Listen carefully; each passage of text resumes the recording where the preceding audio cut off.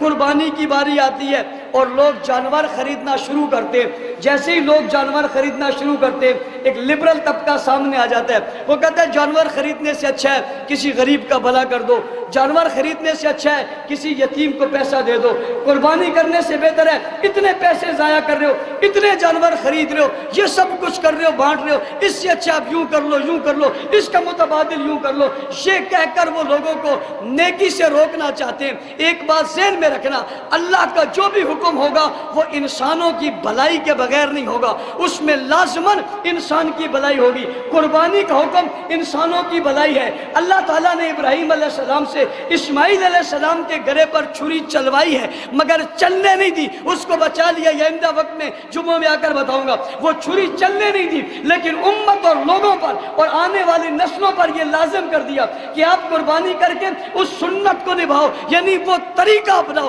بچوں کے گلوں پہ چھری مت چلاؤ بلکہ جانوروں کے گلوں پہ چھری چلاؤ، اور چھری چلا کر جو دنیا کو وہ خون گرا کر بتاؤ کہ اس قربانی کا عملی نمونہ آج پیش ہو رہا ہے اور ہم قربانی کر رہے ہیں۔ جب لوگوں کا ذوق قربانی کی طرف ہوا تو کچھ لوگوں کو تکلیف ہو گئی کہ یوں نہیں کرو، لوگ عمرے پہ جائیں تو کہتے عمرے کا پیسہ غریب کو دے دو، لوگ جو ہے وہ مسجد بنوائیں کہتے مسجد کا پیسہ غریب کو دے دو، لوگ جو ہے آٹے کی بوری اگر مدرسے میں دے کہ اس کے سیمنٹ کی بوری اگر مدرسے میں دے کہتے اس کے بجائے جو ہے وہ آٹے کی بوری آپ غریب کو دے دو، یوں اس کے مقابلے میں آ کر کہتے ہیں، یوں کیوں نہیں کہتے کہ یہاں بھی دے دو وہاں بھی دے دو، یہ بھی ضرورت ہے وہ بھی ضرورت ہے، عمرہ بھی کرنا چاہیے غریب کے کام بھی کرنے چاہیے، یہ تو کہتے ہیں۔ لیکن کبھی آپ نے کسی لبرل سے یہ سنا جس نے یہ کہا ہو کہ ولیمے پہ اتنا خرچہ مت کرو، روزانہ ہوٹلنگ مت کرو، کسی غریب کو دے دو، گھر کی 10 منزلہ مت بناؤ، کسی غریب کو بنا کر دے دو، بڑا محل مت بناؤ، کسی غریب کو بنا کر دے دو، 10 گاڑیاں مت رکھو، کسی غریب کی بچی کی شادی کروا دو، یوں اتنے محلات مت بناؤ، یوں کر دو، بینک میں پڑے ہوئے پیسوں کو مت بڑھاؤ، سوئس بینکوں میں پیسے مت رکھواؤ، غیر ملکی بینکوں میں پیسے مت رکھواؤ، اپنی دولت جمع مت کرو، غریب کو دے دو، یہ کیوں نہیں کہتے؟ یہ کیوں نہیں کہتے 10 منزلہ بلڈنگ مت بناؤ، 10 آدمیوں کو گھر بنا کر دے دو؟ یہ کیوں نہیں کہتے کہ ہوٹلنگ میں روزانہ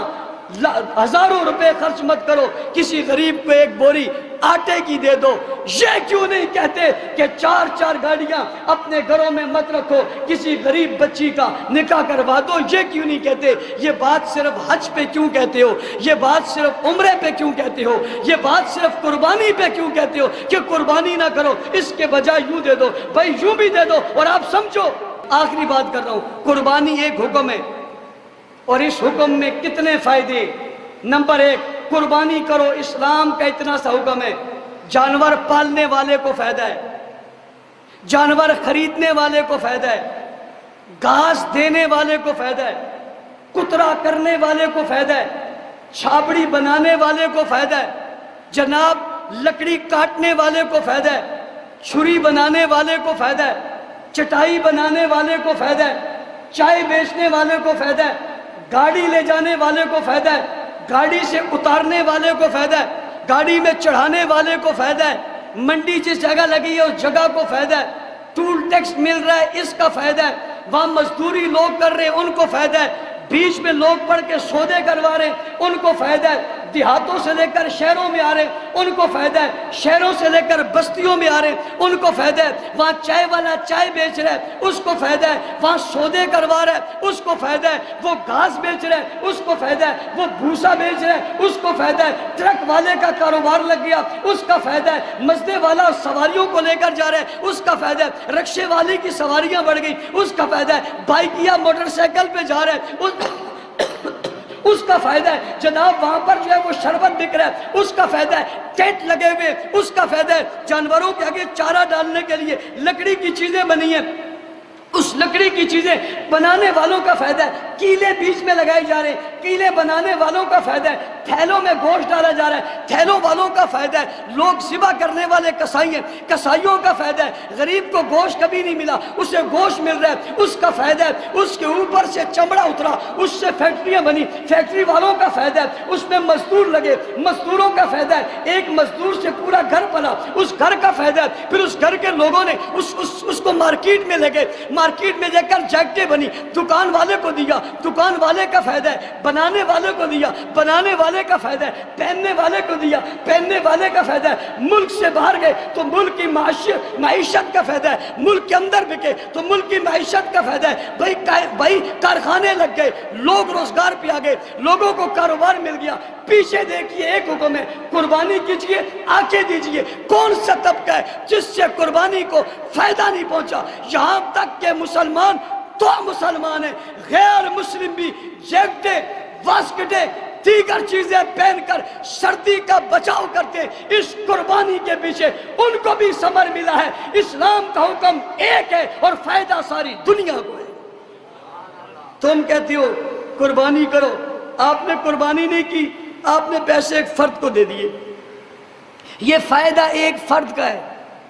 آپ نے قربانی کی، فائدہ سارے جہاں کا ہے، ضائع آپ بھی نہیں گئے، آپ کو قربانی کا جو ہے وہ ثواب بھی مل گیا، آپ کو قربانی کا ثواب بھی مل گیا، آپ کی نیکیاں بھی تلے گی۔ شریعت نے ہر حکم دیا، اس حکم کے پیچھے ایک بہت بڑے اثرات کی دنیا ہے،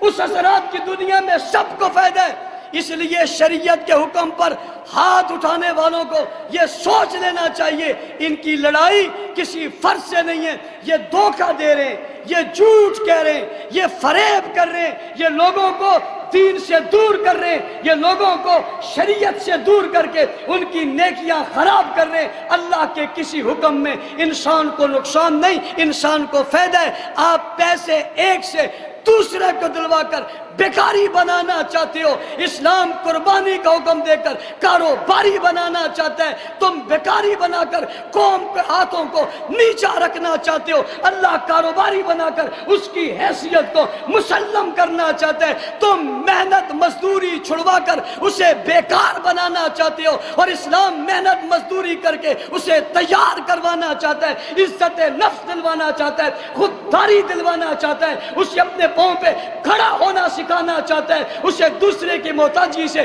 بچانا چاہتا ہے۔ تم جھوٹ بول کر دھوکہ دے کر لوگوں کو بیکاری بنا رہے ہو، اور اسلام قربانی کو حکم دے کر لوگوں کو کاروباری بنا رہا ہے۔ اس لیے آؤ اسلام کے اس حکم پر عمل کی خود بھی کوشش کرو، دوسروں کو بھی بتاؤ شریعت کا حکم کیا ہے، لہذا قربانی جو صاحب استطاعت ہیں انہیں لازمی کرنی چاہیے، ضروری کرنی چاہیے۔ نبی کریم صلی اللہ علیہ وسلم نے مدینہ منورہ کی جتنے سالہ زندگی گزاری ہے، تمام سالوں میں آپ نے قربانی کی ہے۔